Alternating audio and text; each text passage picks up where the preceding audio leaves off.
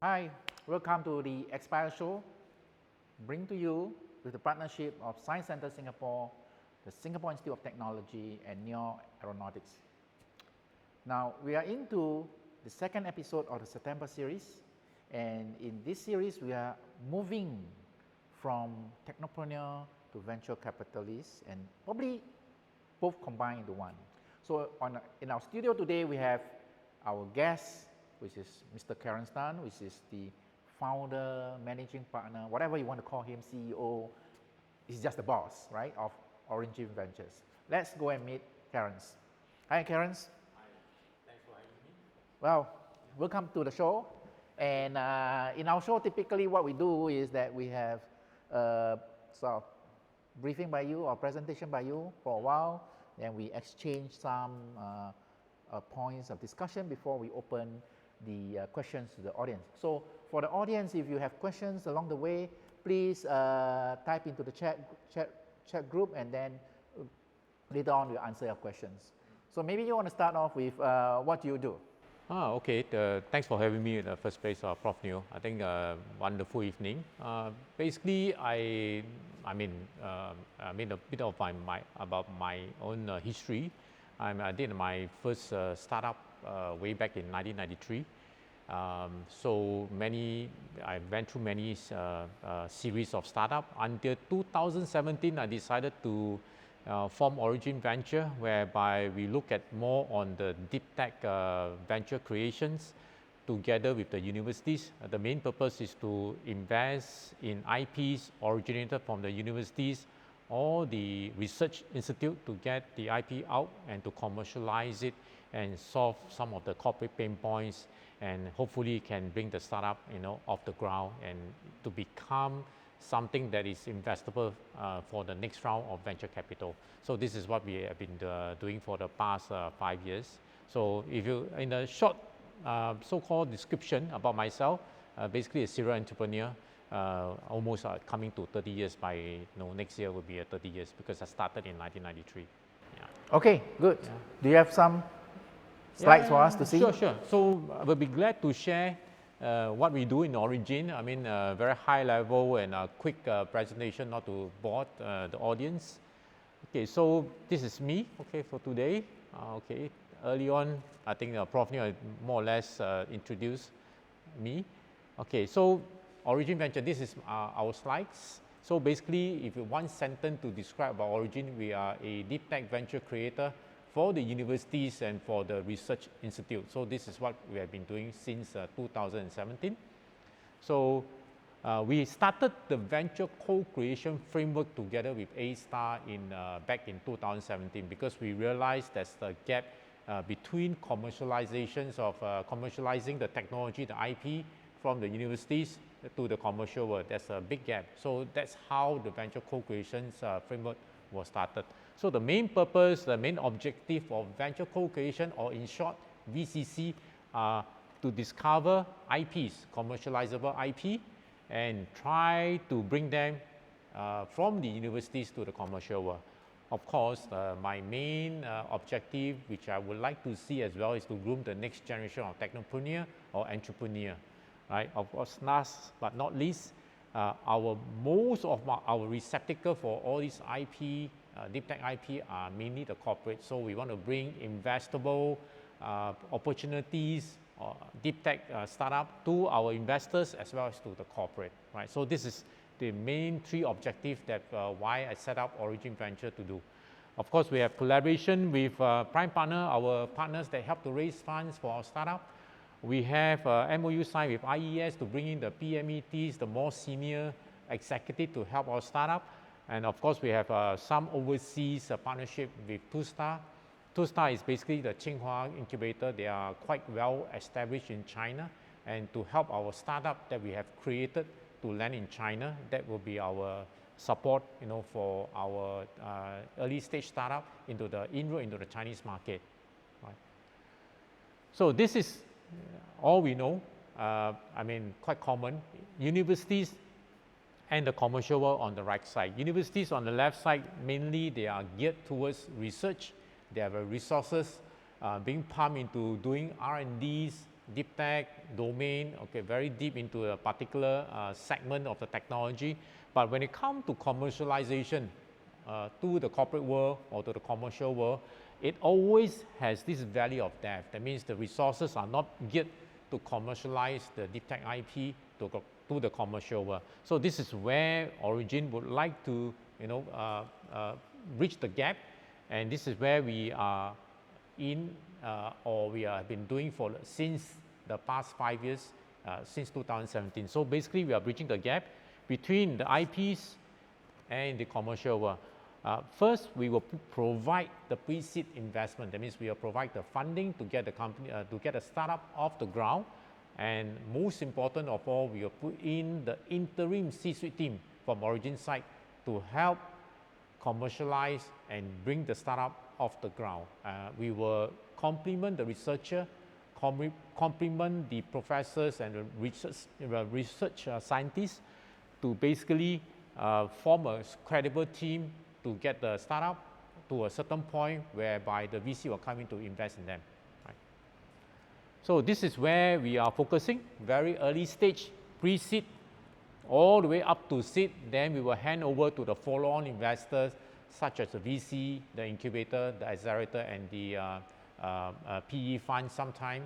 I mean, come across PE fund, we would like to invest in the very early stage, right?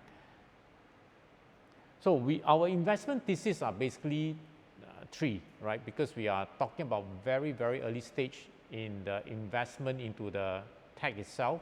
We don't have a checklist as long as the venture capital.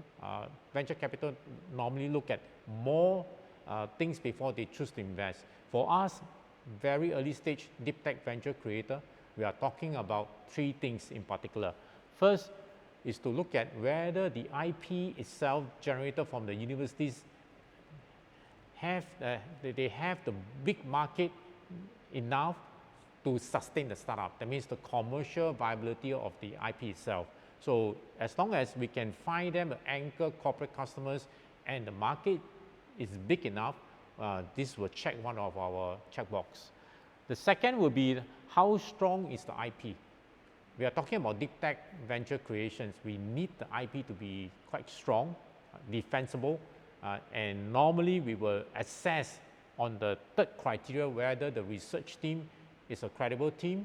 If the research team is a credible team, when this will check our third box. When all the three boxes are checked, normally we'll put in our investment, put in our venture creation team to help the startup get off the ground, and hopefully we'll proceed to the next phase of what we call the venture building phase. It will take about 18 months to 24 months before we can create an independent startup whereby the VC will take them forward.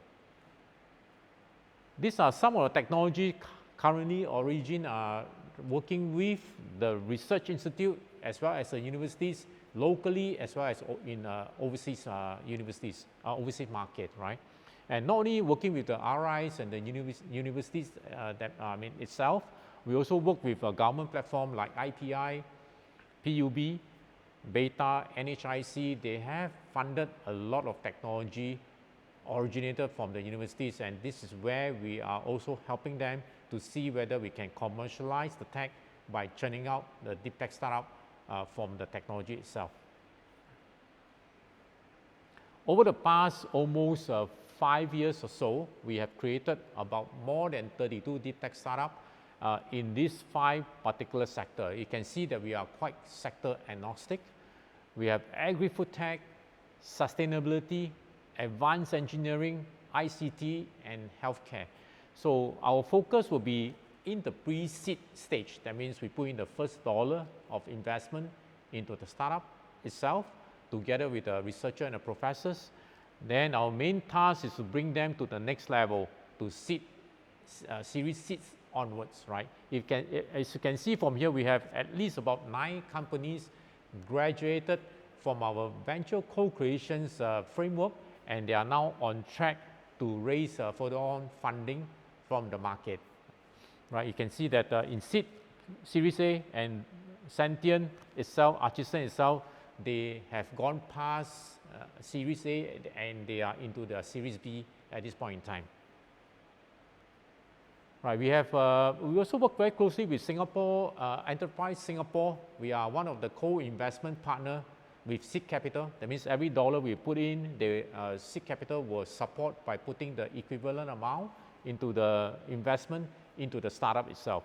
We are also part of the Startup SG founder program, whereby we are able to support first-time founder with the grant of 50,000 coming from Enterprise Singapore.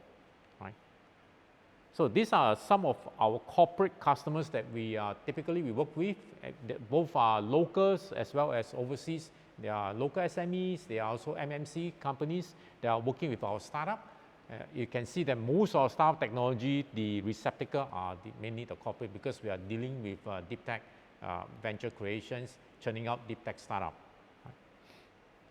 So basically, very brief outline of Origgin, what we have been doing for the past 5 years. We'll be glad to take any questions from the audience, and maybe Prof. Neo. Okay, good. So if you have questions, please type it into the chat room and we'll get it answered later. But let's talk about your journey, right? This is not a fully venture capital, but more like a catalyst, right, seeding. But so the interesting thing is this, right? Not just talk, but you walk the talk, right, as a technopreneur, and not just a technopreneur, but a serial entrepreneur, right? Sure. How serial? How many? What's your many? first startup, and how many have you done? As I mentioned earlier on, 1993, I really cannot remember how many. At least I think not less than 7 to 8 startups. Of course, there are some failure along the way. There are many failures along the way. Of course, there are few small success. But of course, I don't have any major, mega blockbuster kind of exit. But small exit I have, certainly. Over the past 30 years, at least, I think basically maybe 2 or 3 small exit. This is where I accumulated some small fund to be able to do what we are trying to do right now, which is Origgin Venture, investing in deep tech. Yeah, okay. So what Clarence says, small exit, don't be fooled by him, right? Because Origgin Venture, he fully fund this. So that is not a small exit, okay? Yeah. So now, let's talk about maybe an example during your various ventures. Yeah. Yeah. Can you give one example? You mean the past? Yeah, venture? the past one, yeah. I've done many. I know one, Global Roam. Yeah, Global Roam is maybe more in the internet telephony space. Of course, this internet telephony has been going on for quite a while. Skype started in early 2000. In fact, before Global Roam, I started Pins. Pins is also in the voice over IP, funded by I think big VCs, and we nearly went IPO in Singapore main board in 2000. But that was during the dot-com boom, and of course it went bust also quite sharp, right? So it was not meant to be. So I have to fold Pins, and that's how I started Global Roam. Global Roam continue what we have done in Pins before Skype was even founded.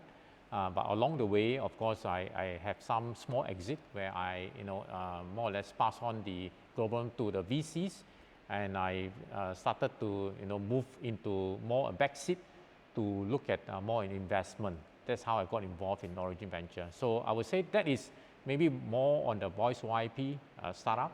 But before the voice over IP, I'm doing a lot of memory, more on computer modules, memory module manufacturing, whereby I purchase a lot of chips, memory chips from Korea, from Japan, whereby we assemble into the memory modules and supply to the computer manufacturer. So I've done many of these ICT, internet, telecom type of startup over the journey of past 30 years.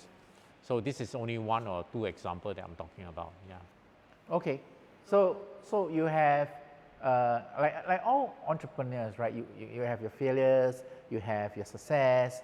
So in balance, right? What do we learn from failures? That what's the most important thing that you get from? I think in the startup itself, many things can go wrong. Basically running out of cash, the company had to wind up. You have a certain opportunity whereby .com boom, you can raise a lot of money. You can have a maybe good exit.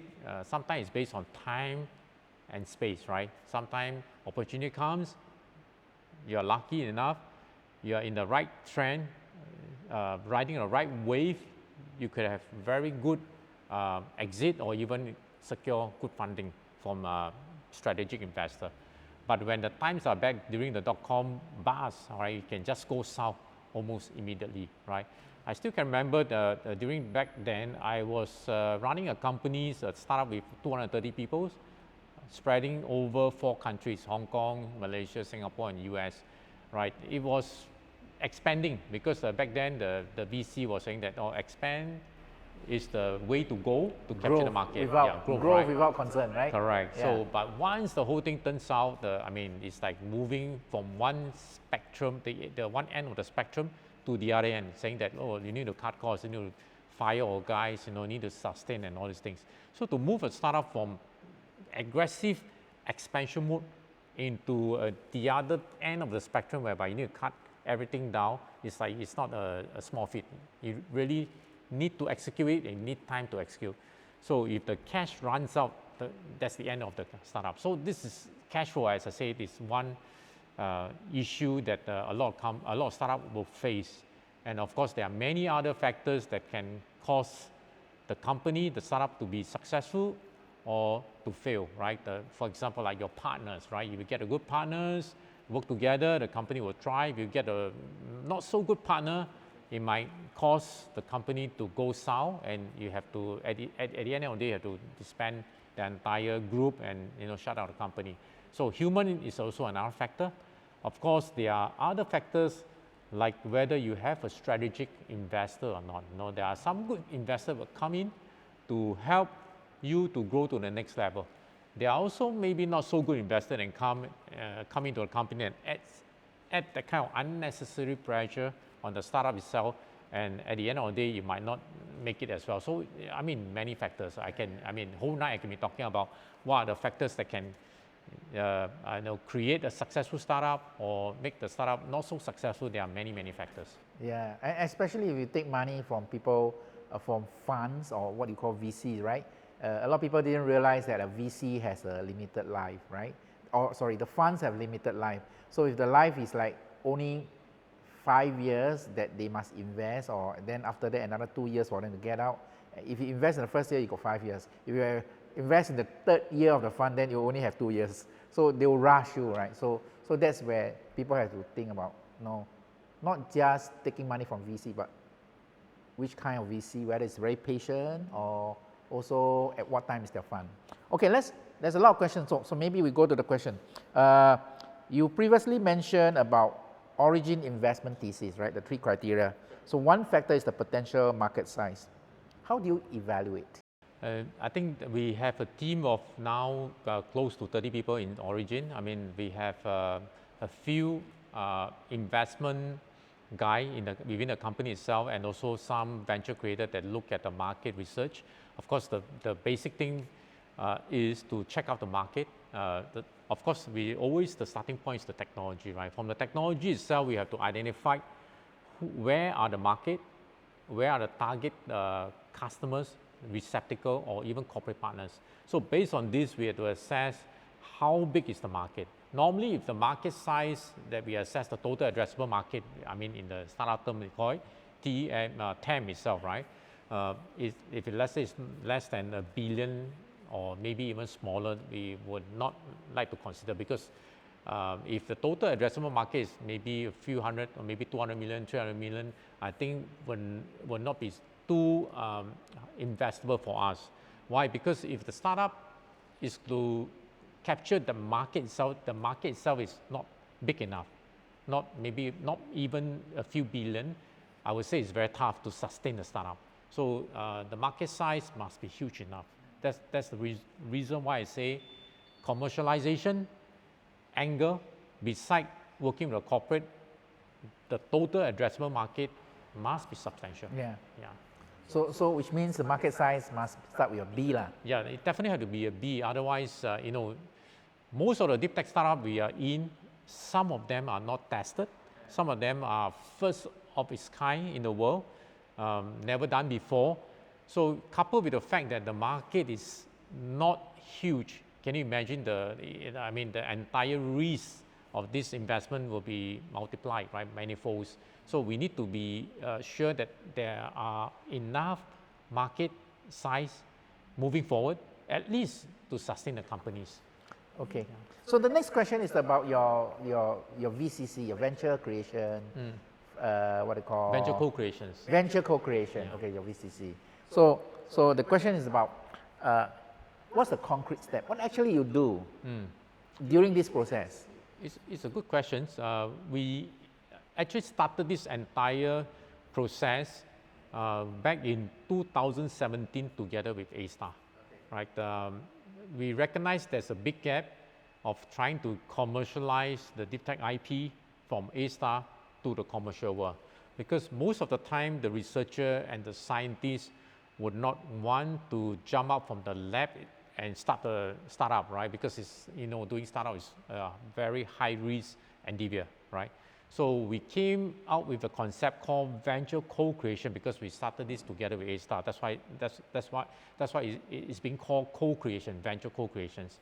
So the process typically will take about maybe 18 to 24 months.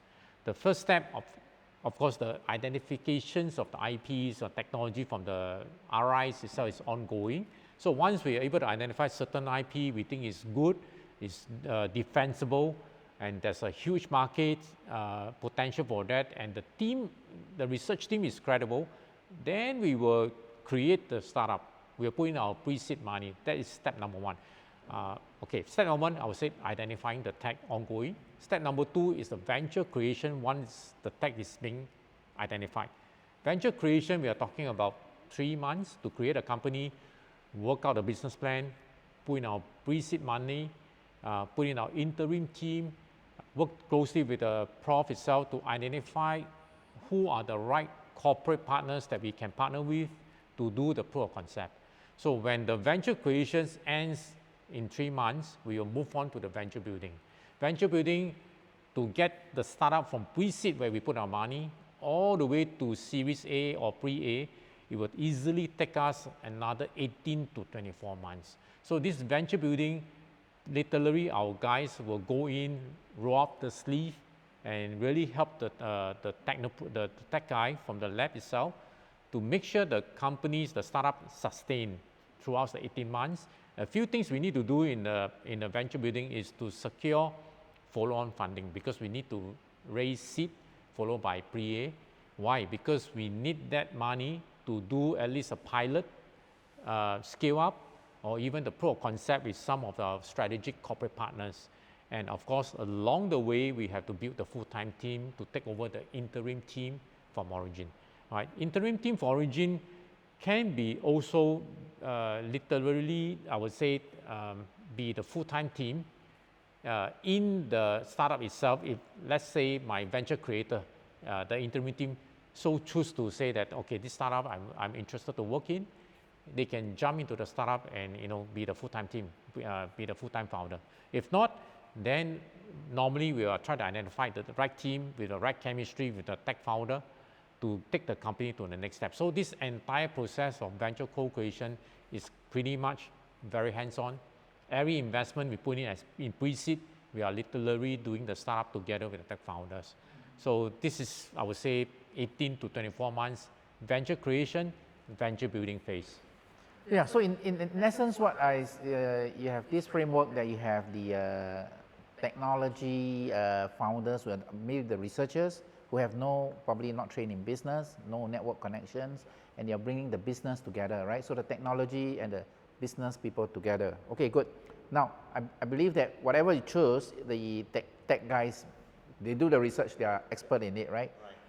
How do you find this group of people who can help the business, and what are their criteria? The fresh, you from the university, business people, they have to work many years.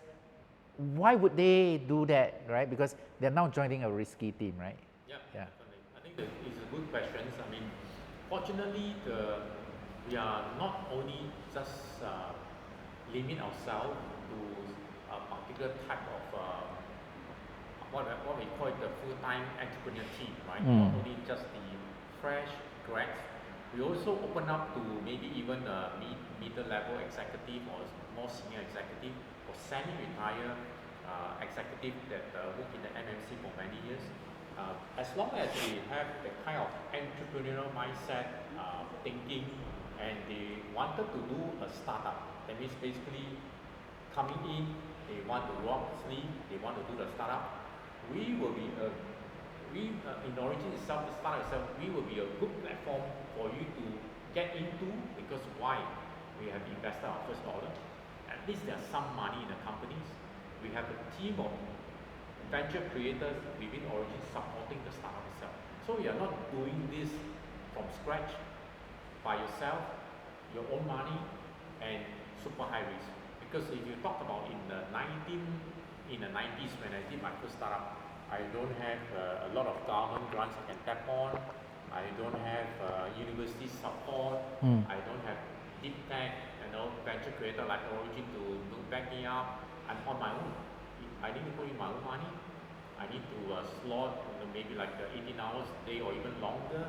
I need to make sure that every month I'm able to pay my my engineers, my scientists, or even my salespeople or business people salary, right? So in the past it is tougher. Right now with Origgin coming to put in the necessary support and infrastructure, it make it easy, more attractive for talents, be it fresh graduates, be it middle level executive or even semi-retired. They have different role to play in the startup. They can be advisor, mentor, they can be chairman, they can be CEO, they can be operation guys. As long as you possess the entrepreneurial type of mindset, we are willing to take you. And for you, what is the risk? Because we will be still paying you a minimum salary or some stipend. You can still have the funding within the companies that we put in, and we are helping to raise the foreign funding. So I would say it will be quite the risk is mitigated to a certain extent. If you consider doing it yourself, I think this is a better bet. So recent time, we are able to attract quite a number of young talents, mid-level, and also senior executive. They are, writing in even to my LinkedIn itself account to want to try to do the startup within my portfolio company. So we have no lack of talent that would like to take on this full-time team and to take the startup forward. So that is a good side of the entire venture group. So that's very interesting. That means that if this guy say I'm halfway in my career, I want to switch and I want to become a co-founder, but I don't have no time to reach out to the universities or whatever, and you have done your due diligence, and this is my area, I will come in and say, hey, maybe now there's an IP, I just need to apply my network, my experience, I can become co-founder of a company. It's like instant technopreneur, right? Yeah. I would say as the saying goes, right, you need an entire village to bring up a child, right? So likewise for startup, you need different talent, you need different support from the government, from the universities, from venture creators like us to make sure the startup get off the ground and hopefully succeed, right? So for an external guy, the PMET, as what you say, middle career person that want to switch, of course the opportunity cost is quite huge for them, or this particular segment of middle level executive or mid career executive. Right? So with this support, hopefully they will find a bit more comforting. They are not doing it by themselves. We are doing together with the entire team. So hopefully with the entire team, you make the startup stronger in a way, because different people come in with different experience, different expertise, complementary. Hopefully that will be a plus point for the mid-level executive that want to come in and to try on this path, right? So I would say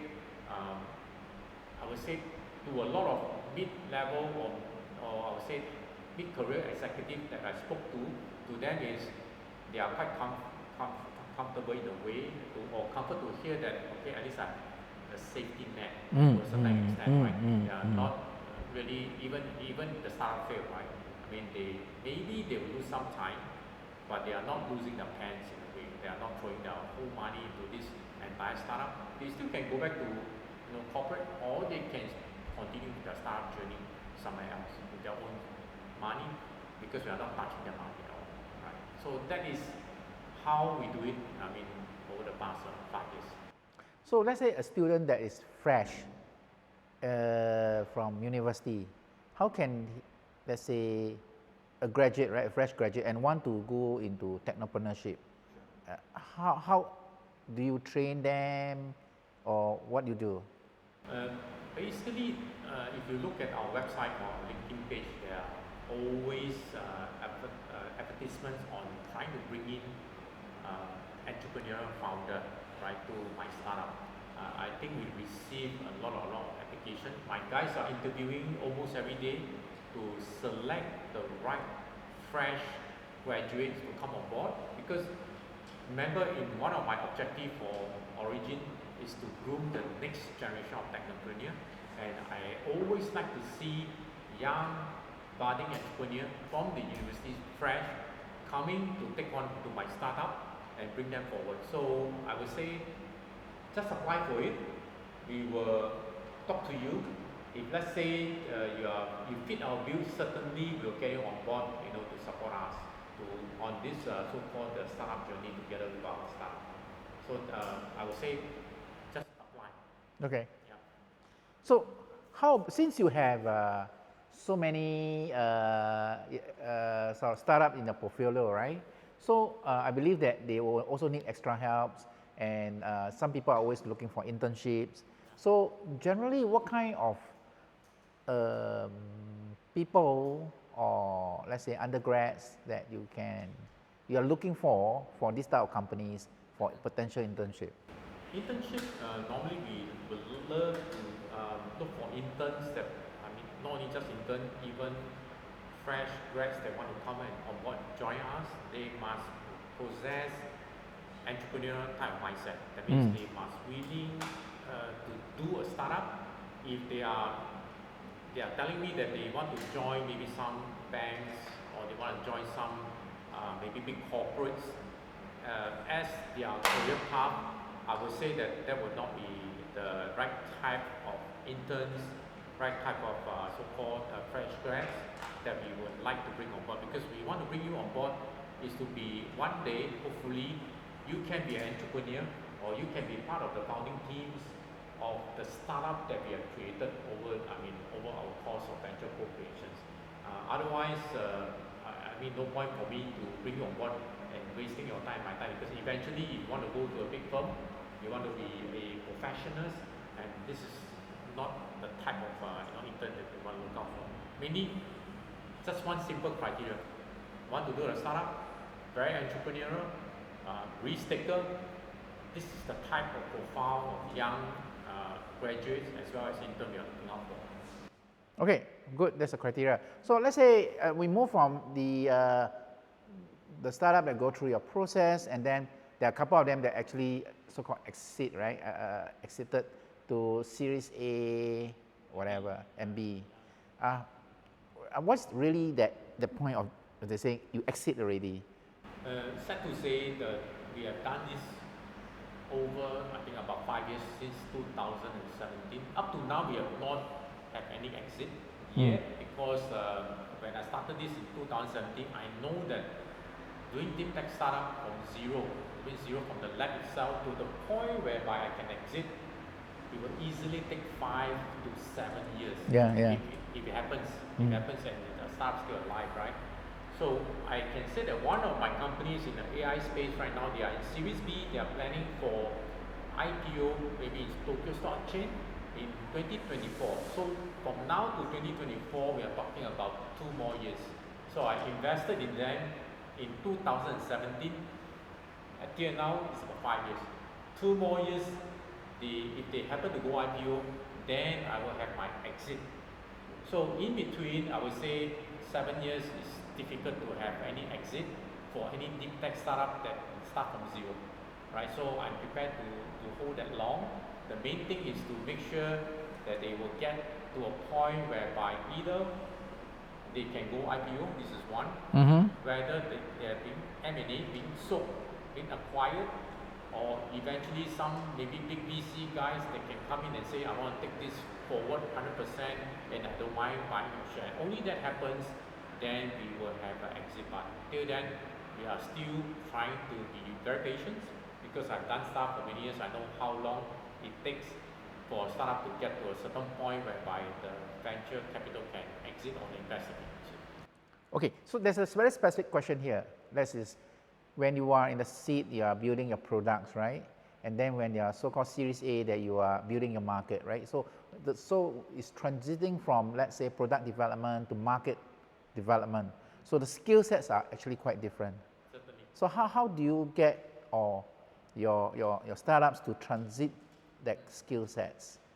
I would say for deep tech startup, based on our 5 years experience, you need basically three modules or three specific resources to make it happen. One is the science part of it. The science part, that means we are talking about the early on I mentioned about the IP, defensible IP. This is from the universities, from the research institute. So we are talking about the science part. Once they have this science part, it's not the blue sky, you can sell products next day, right? You need the second part. The second part is the engineering part of it. That means you need to really get the product from science to a point whereby the corporates or the consumer would like to buy your product. The engineering part is another second important part we need to do. Right? The third part is actually the commercial part. That means the business part. You need these three components, the science, engineering, the commercial, before your product can get out to the market or before the corporate can adopt the technology. So the scientists and the professors, they are my science part. They are expert in this area. The engineering part, whereby early on I mentioned about we have tie up with association like the IES in Singapore, whereby we can tap on the middle level manager.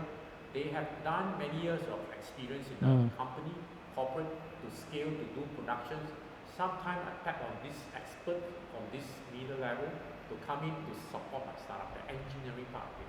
Of course, commercial, I would love to see young budding entrepreneur or even senior executive that can come on board to lead the company to take it forward. So I need three parts and different type of talent to come in to make sure that the companies can move to the next level. Okay. So it's not only one person's job. Okay, so let's move on to the funding, right? So you are a partner with a government, lots of funding scheme, right? Let's go through some of the funding scheme, right? I think the simplest scheme is the SG Startup Founder. Sure. You are what scheme? One of the partners. Accredited partners for Okay. ESG. So what do you do actually? So we as accredited partners for Founder SG, basically we have to assess when the applicant came in through ESG portal. We are one of the partners. I mean, there are a list of partners, accredited partners in the list itself. So when we receive the applicant, we have to assess to make sure that they must meet the criteria set up by Enterprise Singapore before we can put the case up to Enterprise Singapore for approval to draw down the 50,000 startup grant for the startup to move to the next step. So a few things, I mean, not exhaustive. Basically, the founder itself must be a first-time founder. I think you need 3 of them. 2 of them must be at least full-time in the companies, right? Then you need to make sure that the tech itself, the business itself makes sense, viable business plan, and many more. So we need to assess this before we can put up for recommendations for Enterprise Singapore to grant the 15,000 SG Startup Fund. Mm-hmm. Okay, how about the other scheme where I saw there's a seed capital, right? So that is for not for the when you are just starting, but more or less you have something, right? You have built up something. Yep. How does that work? That is we call it this is a division under Enterprise Singapore which is, I mean, they call it the seed capital. Seed capital is something like a VC arm of Enterprise Singapore. So they evaluate startup based on VC criteria. They are not grant. They are basically venture capital. They are co-investing together with selected partners, VC partners like Origgin. There are maybe about 30 something of them on the website. So they co-invest together with us to increase the firepower that we can offer to the startup. So if the startup is off the ground raising the seed and A round, typically we will try to put up a case to seed capital and to see whether this startup itself is worth helping or support or back. That is where Enterprise Singapore will work together with us to see whether they can come in together, not only just our own money, but with seed capital coming, it will make it even stronger in terms of firepower for the startup to take it to the next level. So they assess the startup based on venture capital type of structure. Okay, so now that we have talked about the various stages, right, from finding the technology to getting a team to build a seed and then to grow, right? But we all know that the Singapore market is really not that big, right? Especially you're talking about $1 billion of market size globally, right? So what advantages you have to say link it to let's say global markets, and which market that you actually focus on overseas? Right. I mean, right now, you know that we can't build a unicorn just based the startup in Singapore, right? Because Singapore is, I mean, just way too small. If you want to build a unicorn, you need to be almost global, if not at least in the region, right? So fortunately, in my introduction slide, I also mentioned about the collaborations with foreign partners like Two-Star. Two-Star is a Tsinghua incubator. They have presence over maybe 160 cities over in China.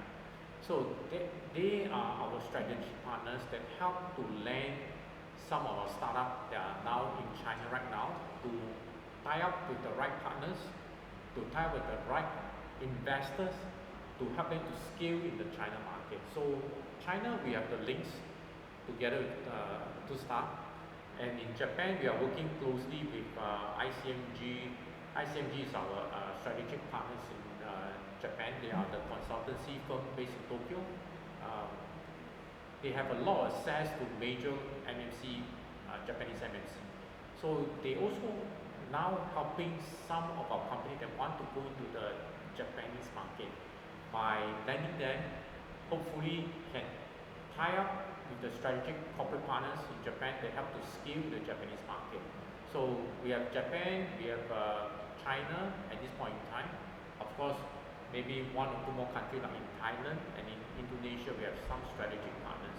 So for our startup that is created by Origgin Venture, that will be the starting point. But to grow to be a unicorn, subsequently, we will need to help you to land in these few countries. So we have the network to help our startup to go venture deep into the particular country which I mentioned on to capture the market. Okay, that's very good. So maybe one last question, right? So in the portfolio, right, there are different startups that go for different stages. Can you just pick one and talk about actually the actual process of one of the startup going through the couple of stages? Oh, most of my startups I have to go through all the phases. Yeah. Almost every of the 32 or 34 right now. Maybe find one that's interesting. Maybe I would say maybe New Space from NUS, right? New Space, Zhenning is used to be the research scientist or engineer from NUS. So when he came to see us, I think about maybe like 4 years ago, talking about this nano satellite technology that able to do tracking of asset globally because of the IoT module they're going to put into the nano satellite. And because of the form factor, nano satellites is cheaper than traditional big satellite. So that when launched into the space itself, it don't cost a lot of money.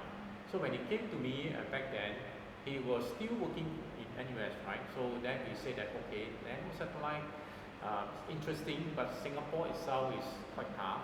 So we try to support him by setting up an interim team initially before he came out from NUS. Then after maybe a year or so, when the whole thing stabilized, he actually jumped from NUS into new space as a full-time person and continue the journey. I mean, of course, our team was still there, trying to help him to raise fund, bringing in the right partners in Japan, linking up some partners in maybe US, China, and all these places. So we are still helping him even at this point in time.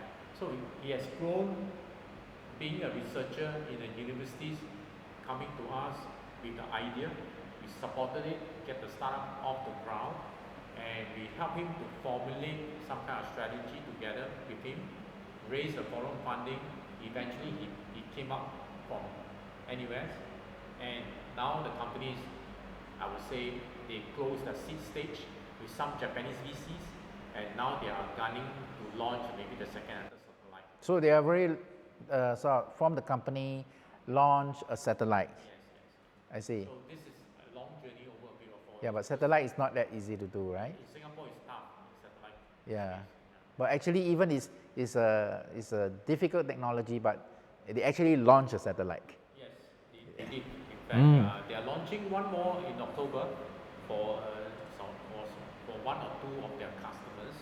And next year, July, I heard from Zhening, he's launching another satellite to test out some of the technology, IoT technology, tracking technology that his team has developed, over the past 2 years. So that's interesting, right? So we have people, in Singapore companies launching a satellite, and maybe you should find an internship there. It's exciting. Yeah, it's tough, but it's exciting. Okay, so maybe one last question before we end this session, right? So you are a colonel in the army. That was some time back.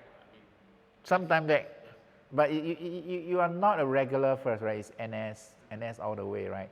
So why the passion to pursue also the national service at the same time? That's a good question. That is maybe off-track questions. But I would like to say that I always tell my guys, my guys will keep my friends or my employees will keep saying, why you want to do this, right? You are having your job, you're having your family, you still do national service. We all know all Singaporeans have to go through national service, then followed by in-camp training as an operational ready NS man. Yeah. Everybody will go through it, but I'm just serving it longer. To a certain extent, I think I just stepped down last year, so 34 years in the service.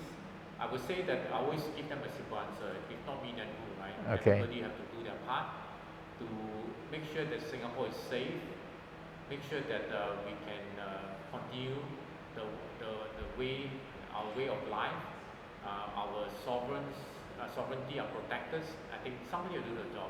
So if not me, then who? That's always my answer to them.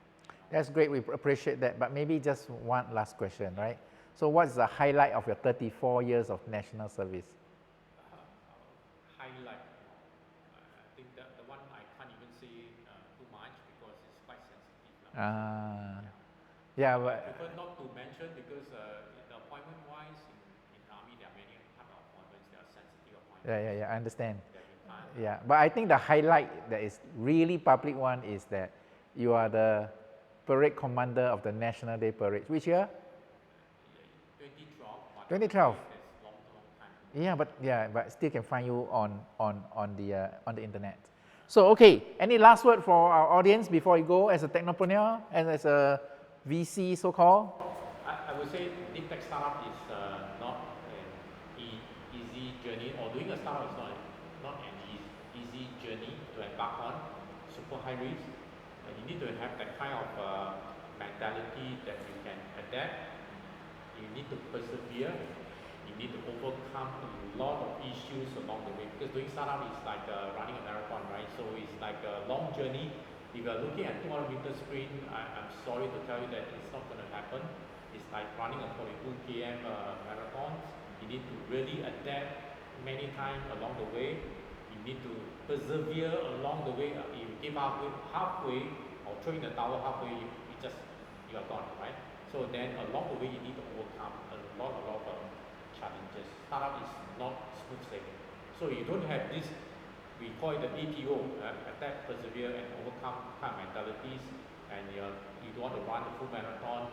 I would say it's not your type of venture that you want to do it. If you want to do it, you need to really have that kind of mental readiness to jump into this venture itself. With that, I would say good luck if you want to come into startup, and do look us up. If you want to come to Origgin itself, I think we have quite a good framework that we can put you into some of the startup and get going. I think at least there's a safety net in the event that all else fail. I think you still can, you won't lose your pen, as I say. Right, with that, thanks for the... Right. Yeah, but of course at the end, not just tough, right? The journey is actually also once in a lifetime thing, right? So you learn a lot, you become more valuable, and of course when you reach the end, that's the pot of gold, right? But of course you can give the pot of gold away, but being more, donate to charity if you want to. Okay, now, so thank you very much. Let's thanks Clarence for join us on this session, and we have a next session next Thursday. So do sign up early, and that's all we have, and we'll see you next week. Thank you. Thanks for that. Thank you.